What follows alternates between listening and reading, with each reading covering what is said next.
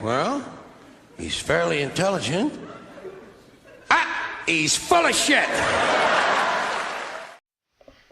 This is historian Bill Federer speaking on PIJN News. In this episode, he is voicing his concerns for the future of Christianity in America. Well, let's hear what you have to say there, Bill. And so the question is, what can we expect in our day and age once the Christian conscience is out of the military? And we see that those that have an anti-Christian agenda, where they want to force kids to stop saying a prayer at a graduation ceremony. No, what we actually want is for your religious beliefs to be given no greater status than anyone else's. Very few people mind if you pray by yourself in private or quietly in your seat. What people object to is being told to follow along in a prayer of a religion that they don't believe in at a non-religious activity. I could imagine the brouhaha that would ensue if you or some other Christians were expected to participate in a prayer to the flying spaghetti monster Allah or Satan at a public event. If you would not wish this to be done to you, then you should not want this to be done to others. This would obviously assume that you wouldn't want to practice hypocrisy. That would be against everything you're supposed to believe in. They get offended at a cross in the desert, or they don't want a coach to bow his head when the students are saying a prayer, or they want to put out of business a bakery because they won't bake a cake for a gay event. Well, excuse me. I guess that this is the golden rule that you follow. Why is it such a big deal for a bakery to bake a cake? It's not being asked to provide any service that it doesn't already provide. This isn't a religious institution providing this service. It is a business that is providing a service to the secular marketplace at a cost. This mentality of discrimination is the same as this one and this one.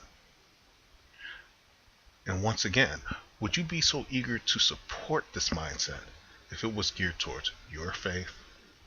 And so we ask ourselves, will the people that are pushing that agenda, once they get in charge of the guns, do we really expect them to be more tolerant than they are now?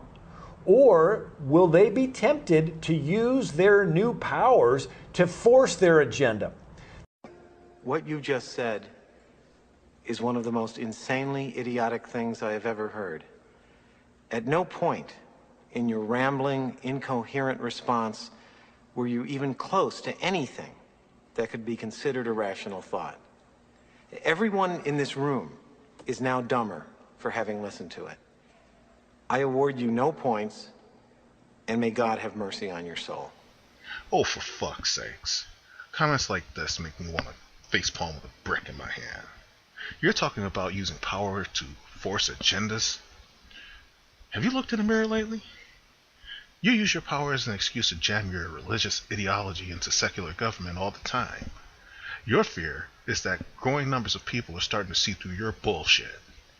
You know that tossing around the words Christian or the Bible doesn't automatically grant you justification for shitting on people anymore. You know that if your argument does not hold water, it's automatically dismissed.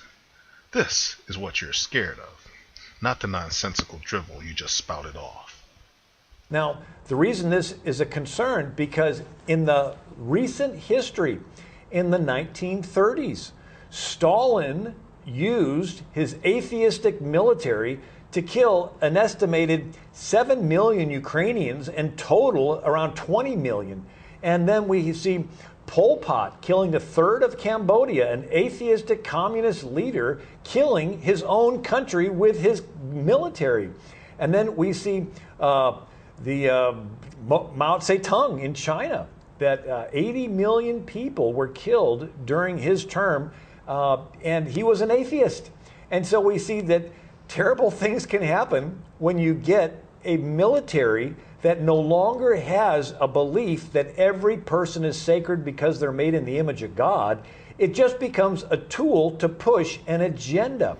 Oh, and atheists are the only ones who ever committed atrocities, right? Let's look at some Christian atrocities, shall we? Like the Holocaust caused by Adolf Hitler?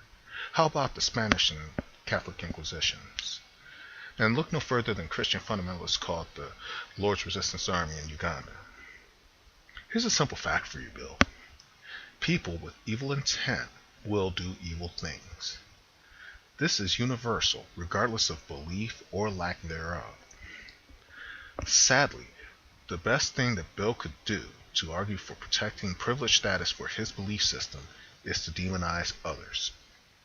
He does this while omitting the atrocities that were committed in the name of his religion. I think that Jesus guy said something about splinters and planks in people's eyes. I think he was really onto something. It may be good advice worth putting into practice. Thanks for watching.